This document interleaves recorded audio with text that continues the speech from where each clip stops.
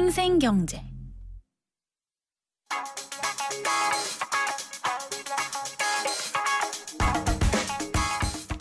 안녕하세요. 멜로디경제 대중음악평론가 이대화입니다. 지난 1월 14일 SM엔터테인먼트가 복합문화공간 SM타운 코엑스 아티움을 오픈했습니다. 장소는 삼성동 코엑스, 규모는 전체 6층에 달합니다. 아티움이라고만 하면 과연 무엇을 하는 공간인지 바로 이해하기 힘드실 텐데요. 쉽게 얘기해서 홍보관과 수익사업이 결합된 대형 문화공간입니다. 2층엔 SM 아티스트가 추천하고 디자인한 라이프스타일 상품들을 팔고요. 4층엔 SM 캐릭터를 활용한 카페, 5층과 6층엔 공연 영상과 홀로그램 등을 체험할 수 있는 극장이 있는 식입니다. 자사의 상품과 활동을 홍보하고 이를 통해 수익도 거둘 수 있는 복합 문화 사업인 것이죠. 어떤 언론에서는 한류 마케팅의 진화라고도 하고 어떤 언론에서는 도심 속 놀이공간이라고 하던데 두 측면을 모두 가진 마케팅 겸 놀이공간입니다. 요즘은 음악만 가지고는 돈을 벌기 힘든 시대고요. 따라서 관련 사업을 다양하게 벌여서 원소스 멀티유즈를 극대화해야겠죠. 음악 콘텐츠를 다양하게 활용한 이런 기획이야말로 요즘의 음악계 트렌드를 잘 보여주는 예가 아닐까 싶습니다. 음악은 SM에서 발표된 곡들 중 듣겠습니다. 슈퍼주니어 규현의 솔로곡 광화문에서입니다.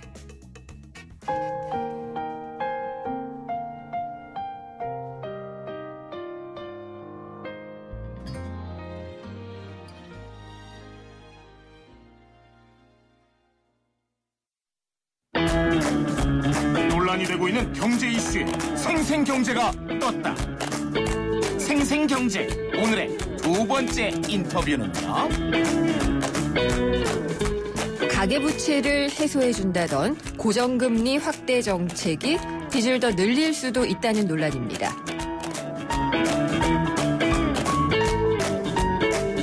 생생경제 3부 함께하고 계십니다. 가계부채 벌써 1,000조 원을 넘어섰죠. 계속 늘어나고 있다고 하고요. 근데 정부가 나서기는 했습니다. 그래서 가계부채 해결을 위해서 핵심 대책으로 고정금리 대출을 확대하는 정책을 내놓고 있는데요. 이게 고정금리 대출을 많이 하게 되면은 아무래도 금리가 변동이 안 되니까 더 이득이다라고 얘기를 하고 있지만은 실제 들여다보면은 이게 완전한 고정금리 대출도 아니고요. 그래서 이 고정금리를 받다가 나중에 변동금리가 되는 그런 혼합형 대출이 주를 이루고 있다고 합니다. 이렇게 되면은 나중에 금리가 오르면은 당연히 빚 부담은 더 늘어나겠죠. 자세한 얘기를 현대경제연구원의 김광석 선임연구원과 함께 알아보도록 하겠습니다. 안녕하십니까? 네, 안녕하세요. 네. 정부가 일단 가계부채를 완화하는 대책으로 고정금리 대출을 확대하겠다라고 얘기를 하고 있잖아요. 그래서 고정금리 대출이 그동안 많이 늘어나기는 한 것 같아요. 네, 이제 배경을 보면 사실 2014년, 작년 한 2월 정도로 내려갈 수 있는데요. 예. 혹시 이제 가계부채의 구조를 개선하겠다 하는 그 가계부채 대책을 마련을 했습니다. 그 주요한 대책이 한 3가지 정도 되는데, 네. 그 중에 하나가 바로 고정금리 대출을 중심으로 변동금리에서 고정금리로 전환시키겠다는 것이고, 그 밖에도 비은행권, 2금융권에서 1금융권으로 전환시키고자 하는 거. 네. 그리고 이제 이 분할 상환 방식으로 이제 만기 일시 상환 방식보다는 예. 분할 상환 방식으로 이전하겠다는 거, 이런 것들이 이제 주요한 가계부채 대책들이었는데 가장 중요하게 제시됐던 게 바로 이 고정금리 대출입니다. 그래서 네. 정부의 목표치로는 이제 고정금리 대출을 한 40%까지 끌어올리겠다 이렇게 이야기를 했는데요. 거의 이 목표치가 달성될 것으로 이렇게 보여집니다. 그래요? 그만큼 이제 고정금리 대출이 네. 크게 확대됐다고 볼 수 있겠습니다. 근데 들여다보면은 고정금리가 진짜 고정금리가 아니다 이런 얘기가 많이 나와요. 그러니까 고정금리를 일정 기간 받다가 나중에 변동금리로 바뀌어지는 혼합형 금리 대출이 많다. 이게 한 90%라는 얘기도 있던데요. 네. 일단 여러 가지 이제 의견이 있는데 고정금리 대출을 확대시키고자 했던 근본적인 이유는 네. 이제 대출을 갚기 위한 방안은 바로 소득이죠. 예. 소득을 통해서 대출을 갚는데 소득이 불안정하다 보니까 가계부채를 갚기 어렵다. 이렇게 판단을 내리고 이 변동금리는 이제 금리가 불안정한 것이니까 좀 안정적인 향후 원리금 상환액이 안정적으로 일정한 수준으로 유지된다면 이제 대출 상환이 훨씬 쉽지 않을까 하는 판단에서 네. 고정금리 제도를 선호하도록 이렇게 정부가 이끌었는데요. 그런데 이제 이 대책이 나오자마자 지금까지 기준금리를 2차례나 인하하게 됐습니다. 그렇죠. 예, 그러다 보니까 사실상 고정금리로 대출을 받은 사람들이 오히려 이 부채 문제를 더 가중시키게 된 꼴이 된 거죠. 상대적으로 네. 불이익을 받게 됐죠. 네. 예. 그래서 이제 최근 들어서는 이제 가계부채를 이제 상담 오는 이제 국민들이 상담을 했을 때 이거 변동금리가 더 유리한 게 아니냐라고 하잖아요. 네. 그럼 이제 이 시중의 목소리는 변동금리가 좋다라고 하는 것이고 정부의 이제 의도는 고정금리를 확대하기 위해서 이 고정금리로 부채를 이제 내줄 경우에 그 해당 은행의 이제 실적을 이제 높게 평가해주는 그런 제도가 있어요. 네. 그러다 보니까 고정금리로 대출을 받게 해주면서 또 시중의 이 반발이나 이제 의견이 너무 분분하니까 또 이렇게 혼합형 형식으로 실적도 올라가고 이런 대중의 예. 가계 대출을 받는 그 대중의 입장도 함께 이제 맞춰주는 그런 형식의 혼합형 대출인데요. 사실상 이건 고정금리라고 보기 어려운 이 변동금리 대출이라고 또 할 수 있겠죠. 일종의 저는 반전세 같은 그런 느낌이 드는데요. 네, 예. 이게 사실 중요한 게 뭐냐면 네. 고정금리로 대출을 받았는데 금리가 계속 내려가서 금리 혜택을 못 보고 있는 그런 사람들이 있잖아요. 예. 그러면 이제서 고정금리를 받아요. 네. 지금 초저금리 상황을 유지하고 있는데 근데 이제 3년 후에 변동으로 바뀐다 그러면 3년 후에 금리가 다시 오른다고 봐요, 만약에. 예. 그러면 그 금리가 오를 때 또 변동금리로 적용받는다면 네. 이 가계부채 이 부담이 상당히 가중될 수밖에 없죠. 네. 그러니까 이거는 정말 불합리하다라는 생각이 드는 건데 혹시 네. 그러면은 반대로 지금은 초저금리니까 변동금리가 오히려 낮고요. 그 나중에 고정금리로 바꾸는 그런 혼합형은 없겠죠? 그런 혼합형은 일단은 없다고 보고요. 네. 근데 있다 하더라도 네. 정부의 의도하고 다르기 때문에 네. 은행들이 그런 상품을 판매하기가 어려운 상황인 거죠. 그렇군요. 근데 이게 그러면은 정부는 요거까지도 다 고정금리 대출로 쳐주고 있는 건가요? 그렇죠. 이것까지 고정금리 대출로 보는 겁니다. 근데 왜냐하면 왜요? 예. 3년에서 5년 동안은 고정금리이기 때문에 네. 5년 이후는 이제 변동금리로 바뀌겠죠. 그렇게만 해줘도 고정금리로 실적을 맞춰주는군요. 실적이다라고. 그렇죠.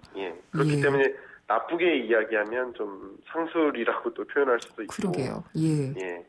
근데 이제 대출자들이 고정금리로 갈아타고 싶다라고 하더라도 진짜 고정금리로만 가는 것은 이율이 혼합형보다도 많이 높다고 하던데 진짜 그런가요? 저 고정금리 같은 경우는 이율이 보통 한 0.2%포인트 정도 적어도 네. 높게 측정이 돼 있죠. 그러니까 변동금리를 선택한다는 것은 그 향후의 금리 변동에 대한 불확실성을 대출자가 끌어안는다는 뜻이죠. 예. 근데 이제 고정금리로 간다는 것은 향후 금리 하락 가능성 이런 불확실성에 대해서 그런 불확실성이라는 위험을 이 금융기관이 끌어안는다는 뜻이죠. 네. 그러니까 누가 위험을 감수하느냐에 따라서 금리는 이제 달라질 수 있는 거죠. 근데 이렇게만 따져봐도 당연히 고정금리 대출 확대라는 것이 가계부채 완화 대책으로 얘기가 되기는 쉽지 않다. 이게 조금 어폐가 있다라는 생각이 드는데 정부는 그렇게 생각을 안 하나요? 일단은 예. 어떻게 보면 이제 엇박자가 난 거라고 볼 수도 있는데요. 예. 이제 고정금리 대출을 확대시키고자 하는 기본적인 목표는 잘못된 것은 아니라고 봅니다. 왜냐하면 소득이 불안정할 때 네. 부채 상환이 어려워지기 때문에 일정한 원리금 상환액을 유지시켜 주겠다는 그런 개념이 네. 있거든요. 그러니까 이제 가계부채 대책에서는 적합해요. 근데 적합하지만 시기적으로는 부적합했던 것이라고 볼 수 있어요. 그러니까 2014년 한 해 동안 기준금리를 두 차례나 인하했는데 예. 그 시기에는 적합하지 않았던 거죠. 장기적으로 보면 사실 적합한 대책이라고 할 수 있습니다. 네. 근데 이제 시기적으로 기준금리가 두 차례나 인하하고 그러다 보니까 문제가 된 건데. 그러니까 초저금리인 상황에서. 예. 네? 초저금리인 상황일 때 그리고 금리를 더 내리고자 할 때 고정금리 정책을 썼던 게 문제라는 거죠. 초저금리 상황에서 고정금리 정책을 펼쳤다면 아주 최고의 정책이 되었을 텐데 더 내려서요. 초저금리가 아니라 네. 금리를 인하하기 직전에 이러한 정책들이 위반됐기 때문에 상대적으로 그 효과가 좀 덜했다고 평가할 수 있겠죠. 그러면은 은행들은 지금 이렇게 고정금리 대출을 했다가 변동금리로 바꾸는 혼합형을 하고 있는 거는 은행으로서는 굉장히 유리할 것 같아요. 은행으로서는 이제 유리하다기보다는 이제 사실 이제 은행은 그 이유를 정확히 진단을 합니다. 예. 그러니까 이 불확실성을 은행이 가져갈 경우 그만큼 높은 이유를 받는 거죠. 고정금리의 경우에.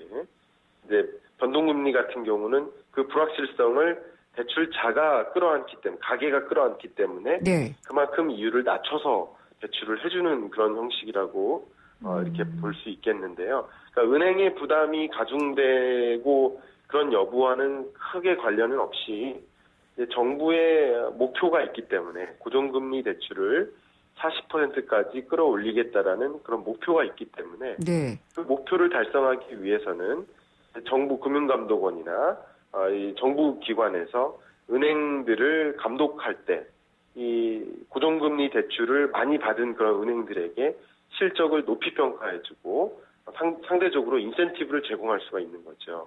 제가 드린 말씀은 그러니까 변동금리라는 것이 지금은 초저금리잖아요. 그러니까 어쨌든 기준금리에 따라가게 되니까 기준금리는 이보다 더 내려가기는 많이 어려울 것이고요. 언젠가 올라가게 되잖아요. 그렇기 때문에 변동금리를 나중에 택하게 하는 것이 은행에는 좀 유리하지 않겠느냐는 그런 뜻이었어요. 근데 또 그렇지는 않은 것 같습니다. 그래요? 말씀드린 것처럼 기존금리는 지금 한 차례 더 내려갈 가능성이 제기가 됐죠. 근데 거기가 뭐 바닥이겠죠. 마이너스까지 갈 수는 없으니까요. 저는 마이너스도 가능하다고. 그렇군요. 자꾸 그렇게 보셔서 잘. 그러니까 기준금리를 인하하고 여부는 이제 한국은행이 결정을 하겠지만 금리 변동은 아무도 모르는 거죠. 예측은 해볼 수 있지만, 그러니까 예측이 불가능한 그런 현상에 대해서 그러한 불확실성, 위험을 은행이 가져간다면 상대적으로 이율이 더 높겠죠. 알겠습니다. 그러면은 이 가계부채의 총량을 일단 줄이는 게 굉장히 중요하고요. 그다음에 상환을 어떻게든 하게 하는 것이 금융권의 부실도 줄이고 또 그 대출을 받았던 분들의 어떤 윤리나 책임도 살릴 수 있는 좋은 방법 같거든요. 그러려면 어떤 정책을 내놔야 될까요? 이제 채무 상환 능력이 어느 수준인지를 진단을 해야 되는데요. 이제 가장 뚜렷하게 찾아볼 수 있는 것이 소득 계층별 채무 상환 능력이에요. 이제 중산층이나 고소득층의 경우에는 그 채무액이 굉장히 많죠. 그렇지만 채무 상환 능력이 상당히 있다라고 판단이 내려집니다. 그걸 이제 채무 상환 비율로 확인할 수가 있는데 한 20% 정도를 전후하죠. 그러니까 이제 채무 상환 능력이 충분히 있다고 판단을 내리는데 이 저소득층의 경우에는 채무액은 얼마 안 됩니다. 몇백만 원. 200만 원. 그러나 그게 이제 보통 생계형 대출에 의존하다 보니까 채무를 변제할 능력이 굉장히 떨어집니다. 그래서 최근 통계 같은 경우는 2014년에 소득 1분위, 최저소득층이죠. 소득 1분위 계층의 채무 상환 비율이 약 70% 정도가 됐습니다. 그러니까 가처분 소득이 100만 원이면 70만 원을 원리금 상환하는 그런 모습이 나타나는데 상당히 채무 상환 능력이 떨어지는 계층이죠. 그러니까 이런 가계 부실이나 금융권 부실을 막기 위해서는 채무 상환 능력이 떨어지는 가구 수를 좀 추계하고요. 그 가구들의 특징을 분석해서 그 해당 가구 수를 어떻게든 채무 상환 능력을 보존하는 방식의 정책들이 네. 마련되어야 되지 않을까 그런 생각을 해봅니다. 예, 마지막으로 그러면은 뭐 우문이 될 수도 있겠습니다만은요. 지금 대출을 받으려면은요. 네.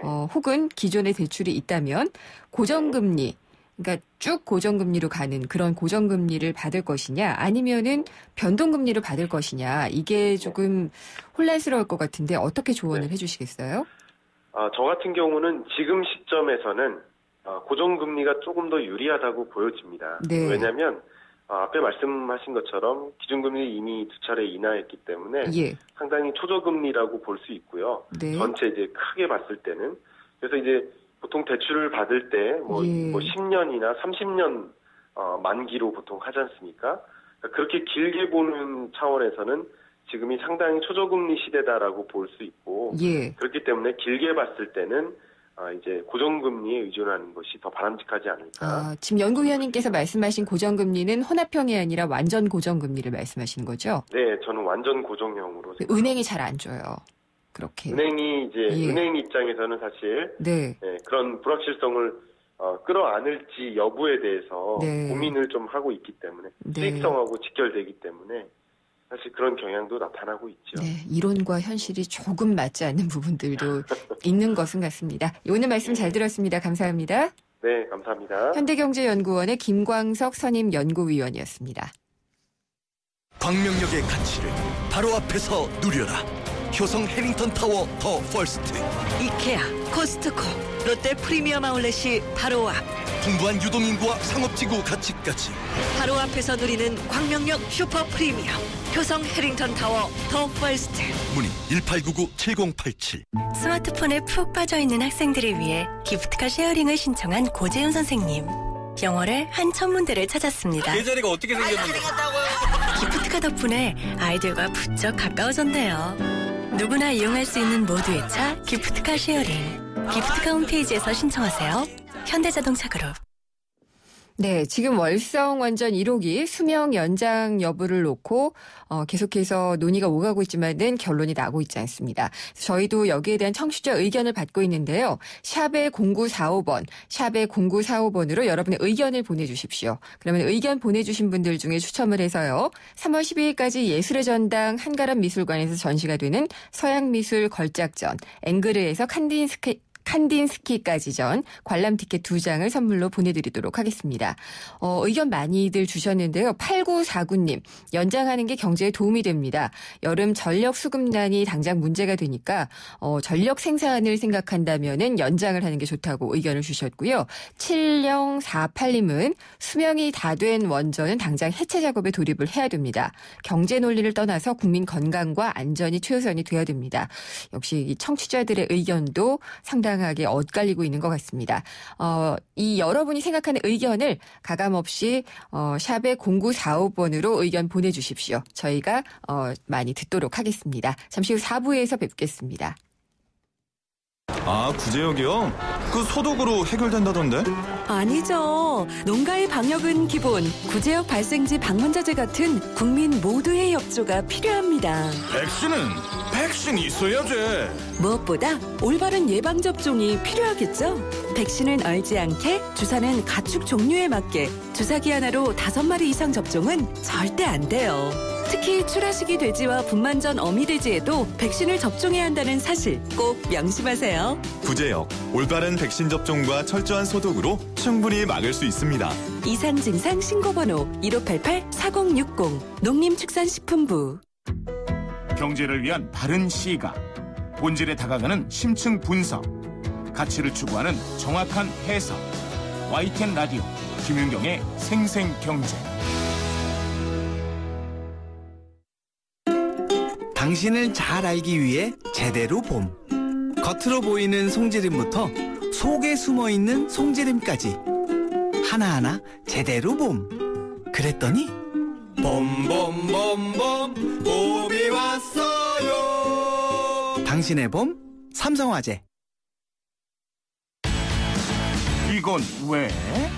뉴스에선 볼 수 없었던 뉴스 속 스토리. 경제 뉴스 뒤집기 한파. 세상의 베이스가 되다 포스코 협찬으로 김윤경의 생생경제 4부 시작하겠습니다. 4부의 시작은 경제 뉴스 뒤집기인데요. 오늘은 이필상 서울대 초빙 교수와 함께 얘기 나눠보도록 하겠습니다. 교수님 안녕하십니까? 네, 안녕하세요. 네, 우리나라 국민 총소득은 늘고는 있나요? 네, 늘고 있죠. 네. 예. 근데 이제 이게 기업이 가져가는 부분이 있고 가게가 가져가는 비중이 있잖아요. 네. 근데 이게 점점 기업만 더 부자가 되고 있다 이런 얘기가 들리더라고요. 그렇습니다. 이제 그게 문제인데요. 2008년에서 2012년까지 5년 동안 통계를 보면요. 국민 총소득 증가율이 연평균 2.1%입니다. 예. 그런데 그동안 기업 소득 증가율은 5.1%고요. 가계 소득 증가율은 1.4%밖에 안 되거든요. 그러면은 기업은 평균보다도 2배가 5배? 넘죠. 예. 예. 그렇군요. 그래서 이것이 뜻하는 것은 이제 기업은 이익을 버는데 예. 근로자들에게 임금을 덜 주거나 또는 투자자들에게 배당을 낮게 해줬다는 뜻이거든요. 네. 더 문제는 기업들이 이익을 많이 차지하면 투자를 해야 되는데 투자를 안 하고 현금으로 많이 쌓아놓고 있다는 겁니다. 국내 10대 기업 집단의 현금 보유액이 160조 원 정도로 지금 추정이 되는데요. 네. 우리나라 예산의 거의 절반입니다. 근데 잘 아시다시피 경제는 소비와 투자가 살아나야 이제 성장을 하는 건데 기업이 이익을 벌어서 임금을 덜 주니까 소비가 늘어나지 않고요. 또 회사에 쌓아두니까 투자가 안 늘어나는 현상이 생기거든요. 예. 이렇게 해서 경제가 성장이 잘 안 되면은 기업이 더 발전할 수가 없거든요. 그래서 현금을 쌓아두는 것은 기업들에게 자해행위가 될 수도 있다는 것이죠. 그래서 결국 바람직한 일은 아니죠. 그러니까 경기가 잘 돌아야 되는데, 네. 그러니까 혈관의 흐름이 한쪽이 막히게 되는 그런 셈이네요. 그렇습니다. 네. 예. 그리고 이제 우리 경제는 공급 부족보다는 수요 부족이 문제다 이렇게 얘기를 많이 하는데, 네. 이 수요라는 것이 말하자면은 가게가 소비를 해야 되잖아요. 그렇습니다. 예. 근데 이렇게 가계 소득이 늘어나질 않으면은 당연히 소비 안 하려고 하죠. 할 수도 없죠. 예. 네. 지금 기업들은 물건을 많이 생산하기 때문에 공급은 별 문제가 없습니다. 근데 이제 소비자들이 소비를 안 하니까 경제가 이제 돌아가지 않는다 그런 뜻이거든요. 네. 이제 사실 경제 성장의 근원은 소비입니다. 소비가 돼야 물건이 팔리니까 기업들이 투자를 하고요. 기업들이 투자를 해야 일자리가 생기지 않습니까? 네. 일자리가 생겨야 또 근로자들이 소득을 벌어 소비를 한다는 거예요. 소비가 돼야 이제 경제가 돌아가는 건데 이제 큰 문제가 여기서 이제 가계 부채가 지금 급증하고 있는 것이거든요. 그렇죠. 그래서 이제 부채도 갚고 소비도 해야 되는데 지금 그렇다면 이제 가계 소득이 늘어나야 되겠죠. 근데 기업들이 이제 가계 소득으로 이제 환류를 안 하고 기업에 자꾸 쌓아두니까 이게 문제라는 것인데 이렇게 본다면은 이제 기업 소득을 어떻게 가계 소득으로 돌리느냐. 그래서 빚도 갚고 소비도 하느냐. 이게 우리가 이제 경제의 큰 과제가 됐다는 것이죠.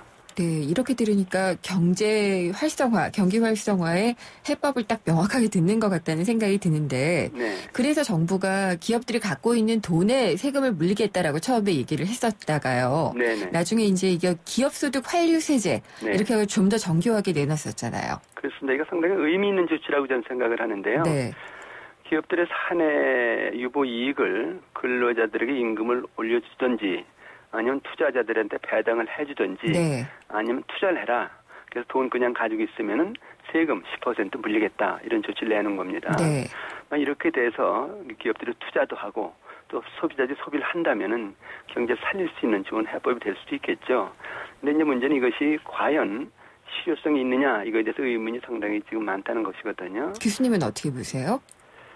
일단은 그게 실효성이 클 것 같지는 않습니다. 왜 그러냐면은 지금 기업들 반발이 굉장히 커요.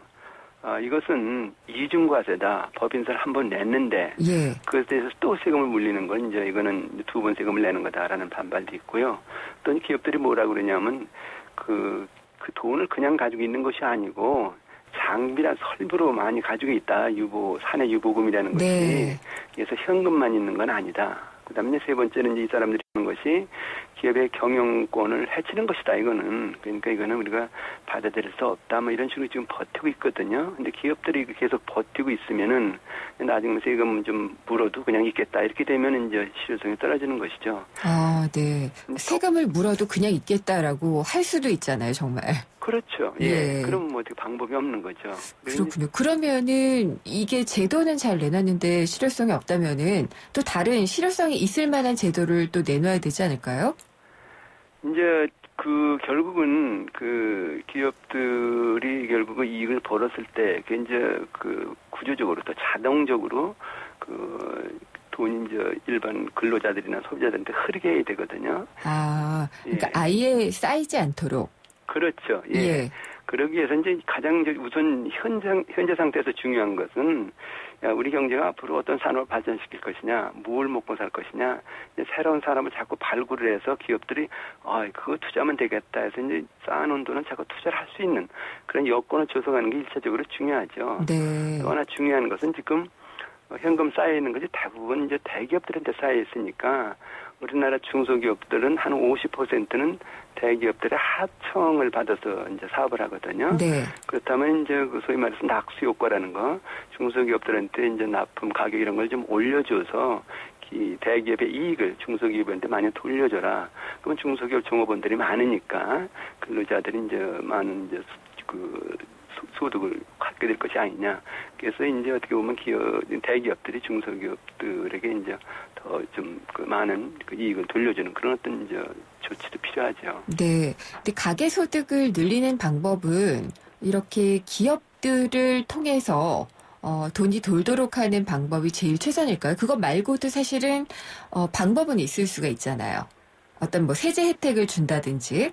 네. 정부가 이제 그런 것들을 통해서 할 수도 있는데 어떤 게 효율적일지는 잘 모르겠네요. 우리나라의 경우 이제 세제를 통해서 가계소득을 늘리는 방법이 정부에서 할 수 있는 가장 이제 효과적인 방법이라고 볼 수가 있는데요. 네. 그걸 이제 조세의 소득 재분배 기능이라고 하죠. 그렇죠. 그래서 그 기능이 제대로 발휘되려면은 부자 대기업들은 세금을 많이 걷고 서민과 중소기업들은 세금을 좀 덜 걷어야 되는데 그래서 분배가 공평하게 돼야 되는데 그게 잘 안 되고 있습니다 지금. 네. 지인위계수라는 것이 있어요. 예. 그래서 이제 0이면은 소득 분배가 아주 잘 된 거고 1이면은 소득이 거의 몇몇 사람한테 집중되는 그런 어떤 지수인데 이 지인위계수를 보면은 얼마나 조세제도가 소득 재분배 기능을 하느냐 이걸 볼 수가 있는데요.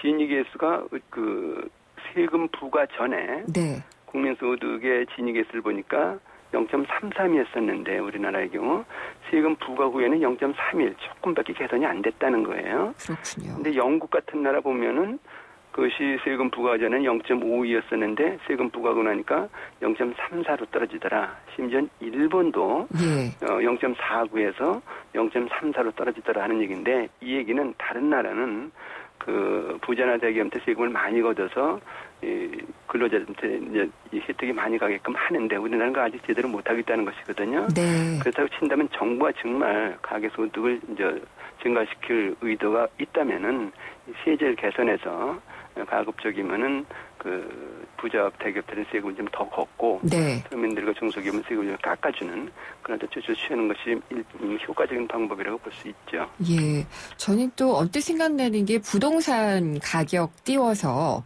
일종의 부의 효과를 노리면서 소비를 늘리게 하려는 그런 의도도 정부가 참 많이 내보이지 않았나 싶기도 해요. 그거 굉장히 우리나라의 경우 아주 중요한 요인인데요. 우리 국민들의 재산을 보면 한 70-80%가 부동산입니다. 예, 여전히 그렇죠. 예, 부동산 가격이 오르면은 이제 거래도 활발해질 뿐만 아니라 사람들이 이제 돈이 잘 돌고 자기한테 재산이 늘어나니까 소비가 급격히 늘어나는 효과가 있거든요. 그래서 이제 아마 이 정부도 부동산 시장을 어떻게든지 활성화시키자 해서 여러 가지 규제도 풀고 그다음에 이제 금리도 내리고 이제 조치를 많이 취해줬죠. 부동산 시장이 살아나면 소비가 살아난다, 그러면 경제가 살아난다 그런 논리가 맞긴 맞는데 문제는 부동산 시장이 경기가 원래 침체에 있어서 지금 제대로 안 살아나고 있다는 것이 문제고요. 또 하나 문제는 부동산이 의외로 부유층에게 집중이 많이 돼 있습니다. 그러니까 이걸 살려서 소비가 느는 건 사실인데 서민층 소비는 그렇게 많이 늘어난다고 볼 수가 없다는 거죠. 교수님 그렇게 말씀을 하시니까 또 떠오르는 게 정말 빈부간 그 소득 격차요. 네. 그러니까 빈익빈 부익부가 되는 이 심화가 예. 점점 더 심해지고 있지 않나 싶은데 이거는 왜 그런 걸까요? 아까 이제 제가 우리나라 진위계수가 0.33 정도 된다고 말씀드렸는데요. 20년 전에 1994년에는 그것이 0.28밖에 안 됐습니다. 더 나았네요. 지금보다 상황이. 옛날이 훨씬 더 지금보다 소득 분배가 잘 됐다는 거죠. 네. 그래서 지금 점점 시간이 지날수록 분배 격차가 심화가 되고 있는 그런 상황인데 원인이 여러 가지가 있습니다. 가장 큰 원인은 근본적으로 산업 구조가 양극화 구조라는 건데 대기업과 중소기업의 격차가 너무 크다는 거예요. 네. 그러니까 대기업에 종사하는 근로자들이나 대기업에 투자한 투자자들 이 사람들한테 이제 경제 성장의 과실이 집중된다는 것이거든요. 네.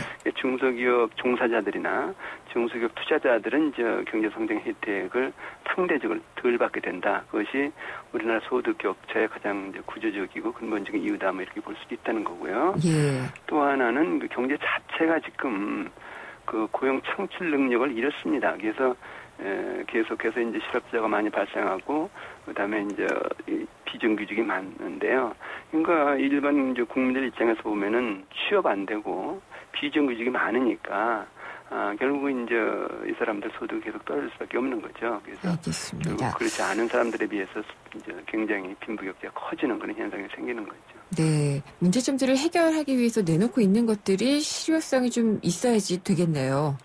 가장 중요한 게 경제를 살려서요. 네. 너무나도 일자리를 갖게 하는 것이 가장 중요하고요. 네. 두 번째는 이제 대기업과 중소기업의 격차를 줄여서 예. 중소기업 이제 종사하거나 투자하는 사람도 경제 성장의 과실을 네. 정당하게 이제 보상받는 그런 이제 구조 개혁도 필요하죠. 네, 오늘 말씀 잘 들었습니다. 감사합니다. 네, 감사합니다. 이필상 서울대 초빙 교수였습니다.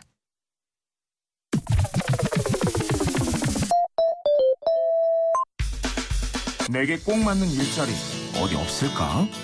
취준생도 재취업자도 엄선된 일자리 정보가 한 곳에 라디오 인크루트. 취업하기 참 어렵습니다. 취업을 처음으로 준비하는 준비생들도 있고요. 다시 취업을 원하는 분들, 이런 분들도 다 이 방송을 들으시면 도움이 될 수 있었으면 좋겠는데요. 특히 최근에는 재취업을 하려고 하는 중장년층이 엄청나게 늘었다고 하죠. 그러니까 취업자 수는 늘어났는데 여기에 보면 중장년층의 비중이 상당히 좀 많아졌다고 하고요.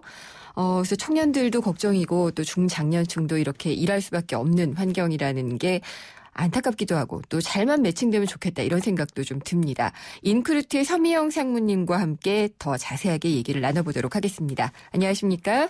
안녕하세요. 네.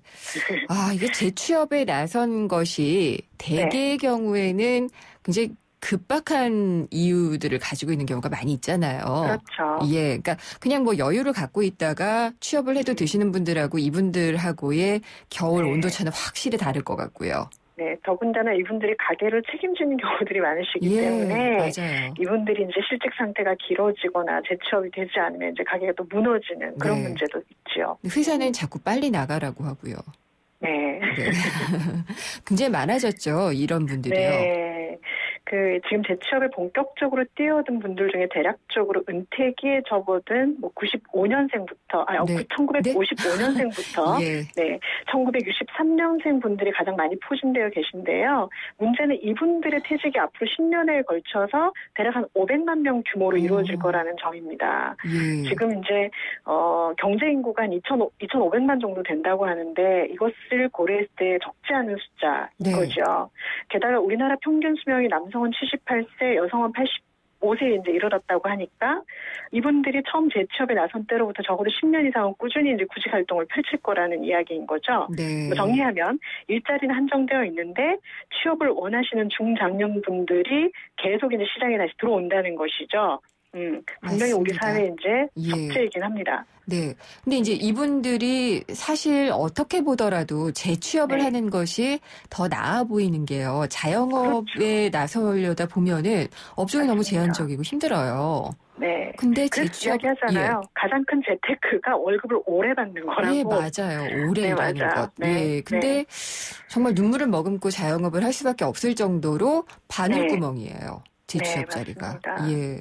뭐 그것도 바늘구멍도 바늘구멍인데요. 네. 그러니까 현장에서 이분들 만나뵈면 가장 당혹스러워하시는 것 중에 하나가 뭘까요? 그동안 근무하셨던 내용의 이제 고용의 질적인 측면에서 크게 떨어진다는 점인데요. 예. 내가 여기 네. 가야겠어? 이런 정도의 생각이 드는 거죠. 그렇죠. 네. 그러니까 재직하던 일자리에서 평균 퇴직 그 연령이 53세에 불과하다고 하고요. 네. 정년 퇴직자는 10명 중에 1명, 그러니까 7% 정도밖에 안 되고요. 네. 특히 장년 남성의 경우 권고사직과 명예퇴직으로는 조기퇴직이 한 17% 조금 못 되는 상황이거든요. 예. 근데 이분들이 준비가 미흡한 상태에서 이제 취업 시장에 나오다 보니까 비교적 질 낮은 일자리로 재취업되는 경향이 대다수인데요. 네. 실제로 20년 이상 장기 근속을 할 때 50대 정도 되는 나이죠. 이분들의 인건비 평균이 593만 원이라고 하는데요. 네. 재취업을 한 경우에는 184만 원입니다. 그러니까 그동안 일해 오셨던 것의 한 3분의 1 정도 이제 수준이니까 처음에는 되게들 당황하시더라고요. 네. 그런데 그럼에도 불구하고 말씀하신 것처럼 월급을 받는 게 유리하다라고 생각을 하시는 거죠. 그렇죠. 이런 자리라도 나에게 알맞다면 들어가는 게 맞겠죠. 네네네. 예. 근데 이제 당장 취업을 하고 난 눈높이 낮출 준비가 돼 있다. 이러더라도 어디에 어떻게 알아봐야 될지부터 막막하신 분들이 많아요. 네. 가장 애로가 무엇인지 좀 여쭤봤어요. 네. 그것도 이분들을 통해서 설문조사를 좀 해봤더니 가장 원하는 게 중장년 채용 박람회 같은 것들이 좀 많아졌으면 좋겠다. 예. 그러니까 취업 사이트를 가도 20대, 30대 이제 채용 정보 위주로 이제 되어 있고 딱 나한테 맞는 채용 정보를 잘 못 찾으시는 거죠. 그러니까 이 응답이 52% 정도로 이제 가장 많았고요. 네. 그 다음에는 유망 업종이 무엇인지 하는 정보가 필요하다라는 네. 대답이 올라왔는데요. 그런데 중장년 재취업은 제 생각엔 그래요. 새로운 업직종을 찾는 게 아니라 유망 직종을 찾는 게 아니라 네. 기존의 경험을 활용할 수 있는 것을 찾아가는 게 재취업입니다. 그러니까 네, 청년 생각해보시면 취업과는 좀 다르죠. 그렇죠. 예. 네. 그래서 특정 분야의 똑같은 신입이면 정말 신입이 유리하겠습니까? 아니면 중장년 신입이 유리하겠습니까? 네. 그래서 새로운 거나 이런 걸 찾아가는 게 아니라 기존 그 경험을 활용할 수 있는 분야로 찾아가시는 거예요. 예. 그래서 이런 부분들은 컨설팅을 좀 해드리고 싶더라고요. 그리고 세 번째는 실제로 재취업에 성공한 사람을 만나보고 싶다는 응답도 굉장히 많았어요. 그럴 것 같아요. 네. 그래도 어떻게 취업했는지 이런 걸 아시고 싶으신 거죠. 그렇죠. 네, 또 그런 부분에 참 큰 도움이 되드리고 싶다 이런 생각이 좀 들기도 하고요. 예. 그 밖에도 어린 동료 상사와의 관계에 도움이 좀 필요하다. 네. 네. 그리고 직장생활 굉장히 오래 하셨지만 이직을 많이 해보시지 않으신 분들은 이력서 자기소개서 잘 못 쓰겠다. 이런 것들이 굉장히 많아요. 그래서 이 공공의 영역이나 인크루트 같은 데서 무엇을 해야 할지 굉장히 좀 이렇게 보여지는 그런 이제 설문이었던 것 같습니다. 예. 정부도 그래서 이제 뭔가 이 장년층의 고용 대책을 하겠다라고 얘기를 한 것 같은데 어떤 것들이 있나요? 사실 저도 이렇게 좀 심층적으로 들여다보지는 못했는데요. 네. 일단 컨설팅을 하겠다라는 이제 계획에 나와 있는 것 같아요. 네. 생애 경력 설계 프로그램이라는 걸 도입하겠다라고 이제 발표를 했는데요. 주된 일자리 이동이 시작되는 이제 50대 진입 시에 경력 진단 그리고 생애 경력 및 노후 설계 기회 등을 제공하는 프로그램이라고 합니다. 올해부터 실시된다고 하고요. 일정 기간 고용보험에 가입한 그 50세 이상 근로자 전체를 대상으로 지역별로 지정된 민간 전문 기관에서 무료로 시행한다고 합니다. 집으로 이렇게 안내서가 송부될 예정이라고 하거든요. 그렇군요. 그래서 대상이 되시는 분들은 좀 미리미리 좀 살펴보시는 것이 필요하고요. 근데 가장 중요한 건 내가 준비하는 거예요. 50대에 다다라서 준비하시는 거 큰 도움 안 되시고요. 30대, 40대부터 지금 채용 시장에서 그나마 고민이 덜한 계층이 30대 같으세요. 그렇군요. 근데 30대에 내가 나는 지금 그런 고민 안 해도 돼가 아니고요. 40대, 50대를 준비하는 지혜가 좀 필요하신 것 같습니다. 알겠습니다. 어쩌다가 이렇게 벌써부터 준비를 해야지 되는지. 오늘 말씀 잘 들었습니다. 감사합니다. 감사합니다. 인크루트의 서미영 상무였습니다. 조인성입니다. 수트는 원래 불편한 옷일까요? 파크랜드의 생각은 다릅니다. 좋은 수트라면 움직일 때 더 편해야죠. 수트의 신축성을 더한 파크랜드 스트레치 수트를 만나보세요. 열심히 뛰어야 할 당신을 위해 움직임이 좋다 파크랜드 스트레치 수트. 피자 가격이냐 맛이냐 그것이 문제로다. 광수씨, 피자헛에선 둘 다 포기하지 마세요. 크랩쉬림프, 포테이토 소시지, 치즈, 갈릭 불고기 5천만이 사랑하는 토핑만 올려 더 맛있는 피자. 두 판 주문 시 한 판 9,900원. 피자헛. 네, 월성원전 1호기 해체냐 수명 연장이냐 청취자 여러분의 의견을 여쭤봤는데요. 문자 보내주신 분들 중에 당첨된 분입니다. 8949님, 저희가 관람 티켓을 보내드리도록 하겠습니다. 그리고 내일은 현대차 노조가 제기한 통상임금 소송에 대한 1심 법원의 선고가 예정이 돼 있습니다. 이 조합원만 47,000여 명이 몰려있는 국내 최대 사업장이죠. 그래서 이 노사정 모두의 관심이 집중되고 있는데 내일 금요기획에서 그래서 통상임금 논란을 저희가 전문가들을 모시고 깊은 토론을 해보려고 합니다. 내일 또 많이 들어주시고요. 오늘 순서는 여기까지입니다. 저희 홈페이지나 팟캐스트 스마트폰 애플리케이션을 통해서 다시 들어보실 수 있습니다. 내일 뵙겠습니다. 김윤경이었습니다.